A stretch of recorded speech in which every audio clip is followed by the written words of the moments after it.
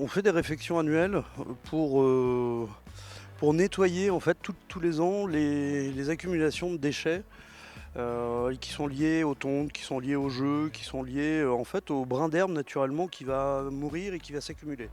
Ce feutre-là, ce qu'on appelle le feutre, il faut l'évacuer tous les ans si on veut pas que le terrain se transforme en une plaine un peu gadouilleuse, un truc un peu glissant, quelque chose qui soit agréable pour les joueurs, que le pied soit sûr, que le jeu soit sympa pour eux tout simplement, récupérer une belle planéité.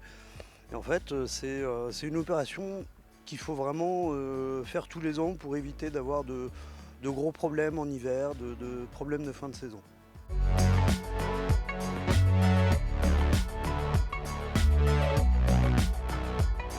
L'étape numéro 1, c'est l'évacuation de la première couche, c'est-à-dire le premier centimètre, centimètre et demi de surface, donc le brin vivant et le brin mort qui sont accumulés et mélangés l'un l'autre.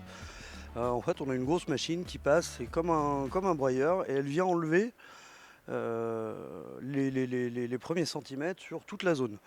Ensuite, on vient rajouter un support qui va pouvoir servir aux éléments nutritifs, à l'eau pour pouvoir être stocké, matière organique principalement.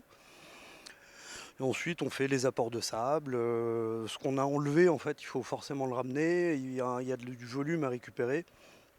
Ensuite, là-dessus, on va mettre la graine, pardon, pour que ce soit jouable au plus vite. Des graines sélectionnées qui sont choisies tous les ans pour leur valeur. Et derrière, forcément un petit peu d'engrais pour que ça pousse vite. Et on est reparti pour une saison.